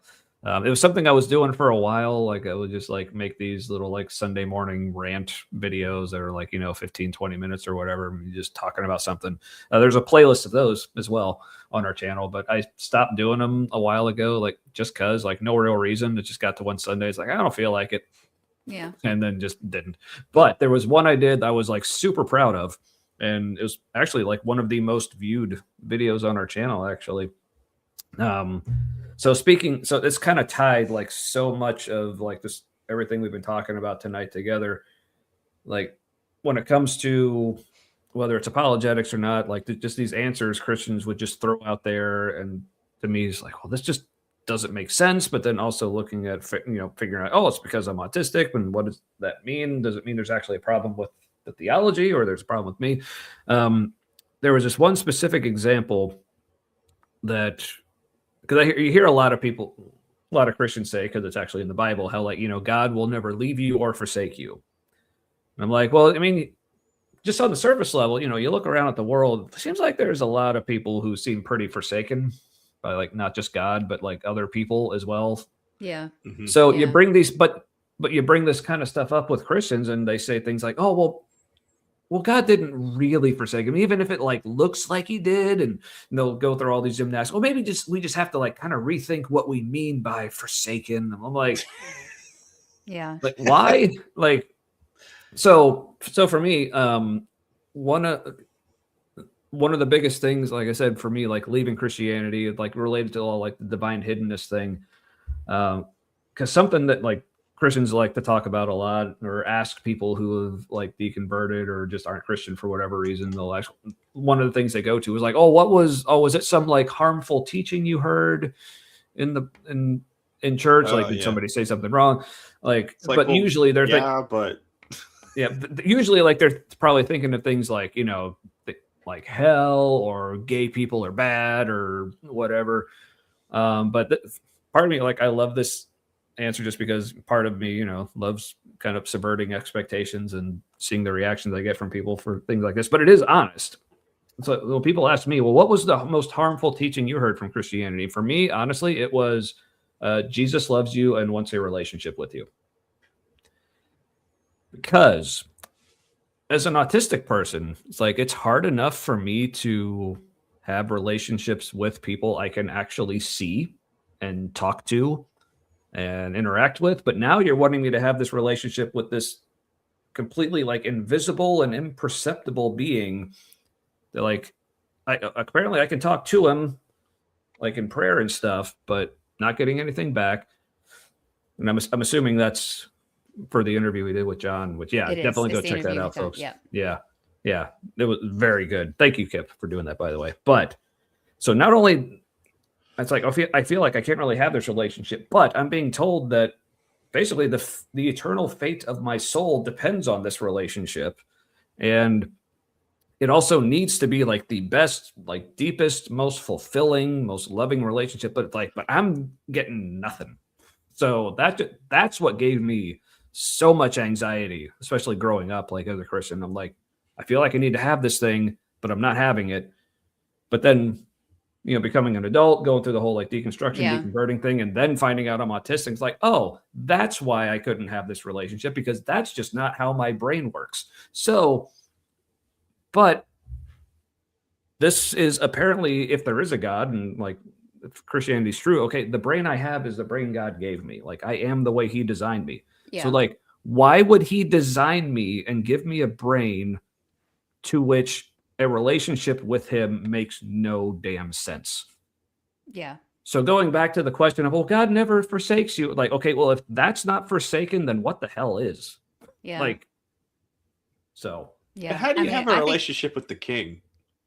Like there's like God is a king, but you can have a personal relationship, but still keep like the submission to the king metaphor. yeah. It's a problem. Yeah. It's hard. I mean, right? It's hard to put it together. I mean, I'm kind of like both with you and with AJ here. You No, know, believing that that's God allowed. heard and saw everything, like the guilt, the guilt. Mm-hmm. It's the I don't know what I was saying. Yeah, Oh, the that's guilt. definitely another one. Feeling Yeah. guilty about like not having a relationship. Like that's what triggered. Because Yes. I used to keep a prayer journal, and like almost every entry is, I'm so sorry I haven't been, communicating with you. I'm so sorry I haven't, I haven't been praying. I'm so sorry. It's like all of this like me. And it's like, well, where were you, God? Why weren't Right? you communicating with me? Yeah. Mm-hmm. Yeah. It's like Yeah. letters to Santa. Yeah, because like that was one of the explanations that Christians would give me so often that frustrated me the most. When I would bring up issues like divine hiddenness, like why isn't God more obvious? Like, well, see, God is like, he's like, God He's is so spirit, or obvious like you can't see like, him. well, but they would say things like, well, God just isn't, like he's on a completely different level. Like we can't like have proof of him or anything. Like you can't interact. And like, well, why not? I mean, that seems like, okay, if God is expecting us to have a personal relationship with him, and like, autistic or not, if we're unable to actually see or perceive him, and he created things, so there's just such a large gap, Yeah. and he's so far beyond us, but he's still wanting to have a relationship with us. I'm like, that's like the stupidest thing I've ever heard. Like, why did he do that?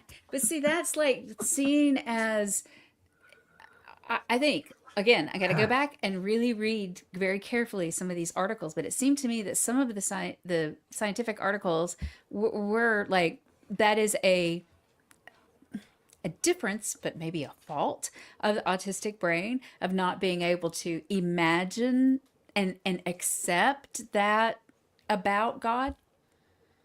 And that's how, I mean, like we can end on like how we started, was like, well, maybe it's just because it's not there. Right. Maybe, it's like it's so much the Emperor has no clothes feeling, right? Mm-hmm. When you, years before, right, for example, when Trump came down the escalator and right, and going, no, you guys, you don't want this. Yeah. This is not what you want. No. And then getting exactly what we thought was going to happen. So Descending from on high to be amongst the people. Right. yeah. If Jesus comes back and he comes down a big giant golden escalator, can I just like say check, please? That seems like the appropriate response. All right, done. But yeah, Whatever this like I is, said, not having it. like I said, it all comes down to, like, for people like us, it's like it just doesn't make sense. But apparently, that's just because the way our brains work. But if you're wanting to tell me that God designed my brain, so it's either, like, to me, it seems like your only options are like, okay, God designed you with a brain that he will make zero sense to and will not be related to what seems like that was a choice. Now you're going to go to hell. Right? That's how you know it's working, Tommy. Or if they want to go like the other way and say that autism, well, the reason your brain works, that's just one of the things. It's part of the whole like fallen world and your corrupted mind. It's a part of the fall. So basically telling people that like being autistic is sinful.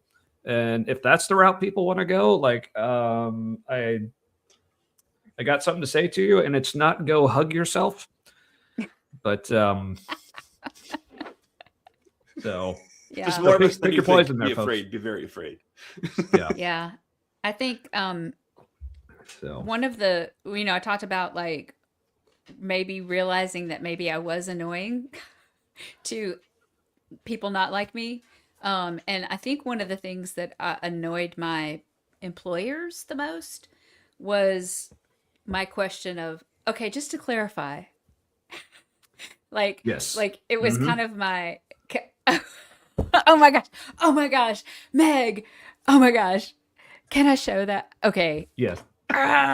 Okay. Caucasian space Jesus Meg, can you sounds text it amazing. to me? Can you text it to me so I can show it? Will you Oh, please this is text a it to me thing. so I don't? Oh, Oh, y'all. oh my. Oh my gosh. Anyway, and now Saul's like bugging me. Buddy, go lie down. Maybe if I give him a greenie, he'll settle. Maybe. We'll see. Let's see if yeah, so Meg and I have we have a little ritual where oh yes, awesome. Okay, let me see. Let me get this Yeah. here. We have a little ritual like every couple of weeks. We watch Instagrams together via Nice. iPhone. So yeah. Now I got to figure out how to make this work. So I turned off the Well, in volume. the meantime, speaking of daughters, just I get to shout out mine for the awesome beer koozie that she crocheted for me. So, thanks, Mac. Oh, cool. Why is the volume not happening? Oh. Why is the volume not happening? Oh, here it is, because there's the little volume thing. It's Okay. like, damn it, Matt, why don't you know?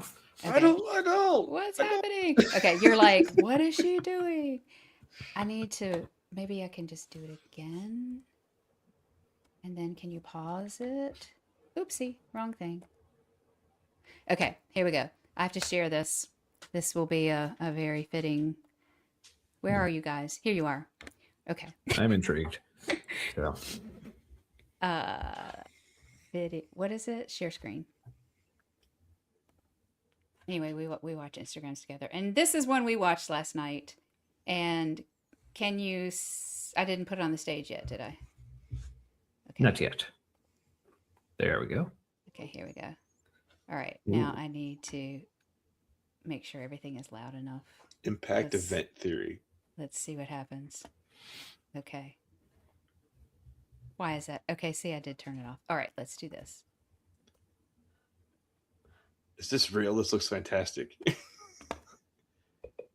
He did it again. Yes. The second coming. Sorry. Why is it not just there it is. doing? Okay. It comes on really fast. Rumors of wars. One thing you're going to hear a lot about is the second coming of Caucasian Jesus. But I don't think it's going to happen how everyone thinks it's going to happen. We know that Caucasian Jesus ascended up into heaven. And we know that he will come down the exact same way he left.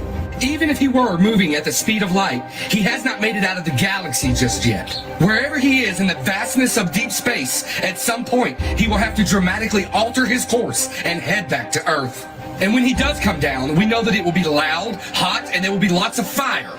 When we put all the pieces of the puzzle together, this perfectly describes an extinction level impact event. My first solution is that we acquire time with the James Webb Telescope and use its highly sensitive instruments to pinpoint Caucasian Jesus' exact coordinates in the vastness of deep space. If humanity is given enough notice, this will give us time to build and launch a mission to intercept the Caucasian Jesus. You have to keep in mind that this is post-resurrection, post-ascension, Caucasian space Jesus. He's virtually indestructible. Once we have intercepted the Caucasian space Jesus, we will be able to deploy thruster rockets on him and slowly guide him to one of 5 Lagrange points in space. From there, we can initiate the Skeeter program, which is an acronym for Space Caucasian Eosinophil Erythrocyte T-Cell Extraction Robot. And with it, we will be able to extract the very powerful blood from the Caucasian space Jesus. With an infinitely renewable resource of this extremely powerful substance, humanity will be propelled into the space age. With all the wars and rumors of wars... Is that the best thing ever? Thank you for that. I loved how he just kept building, and like every time he said something, like there was more lore. And we kept more like taking it outrageous. in different directions. Yes. And then his blood is like, yeah. He said Yeah. Lagrange And just the way he said Caucasian space Jesus, like completely serious and deadpan. It's like, oh, this is like a real thing. Wait. Like, oh, we killed Kelly. Damn. Dun dun dun dun dun dun dun. That Jesus was super ripped. Yeah. It was like Okay. UFC Jesus. I think that Saul is ready.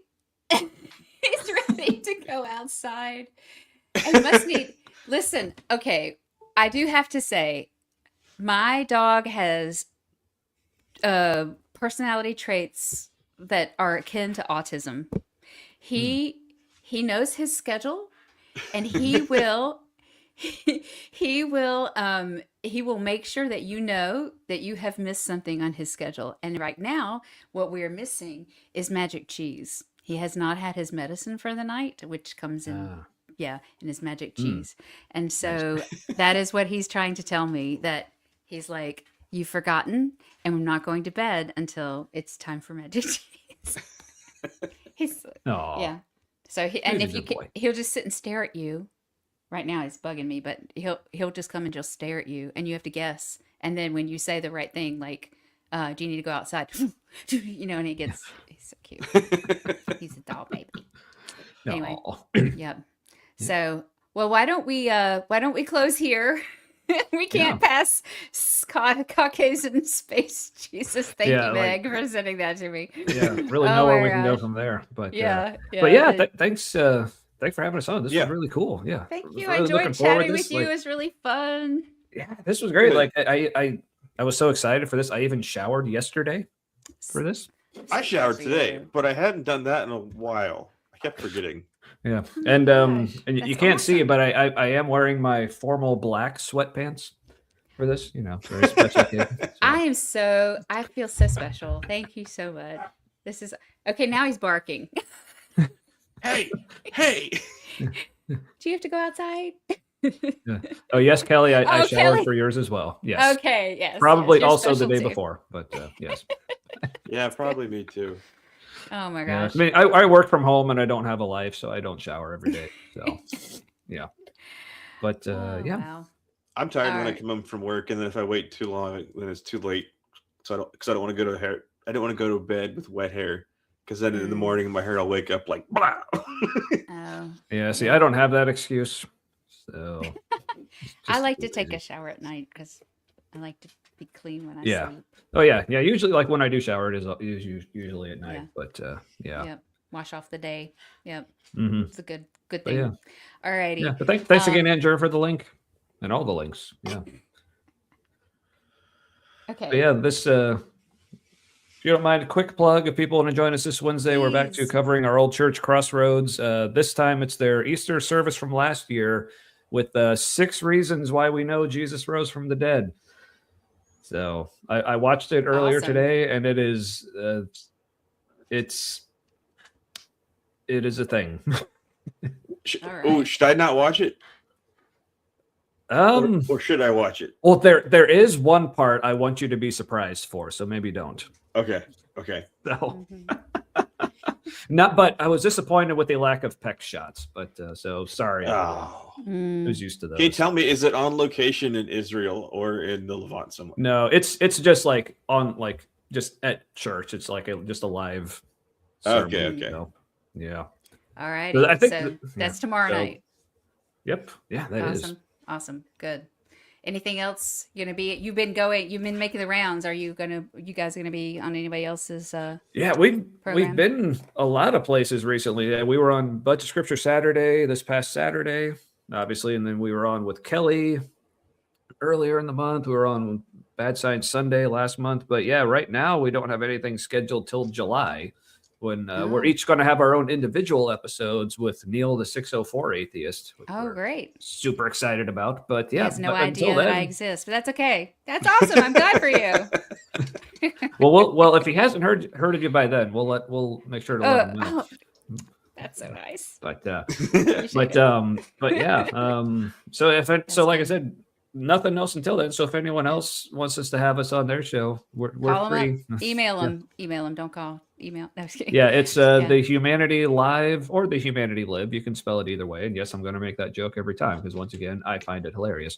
But yeah, just like we're on YouTube, the Humanity Live at gmail.com is the way to get a hold of us. Or also, we are on Discord now, but that's only because Kip wanted us to get on there to message us for like this past weekend show.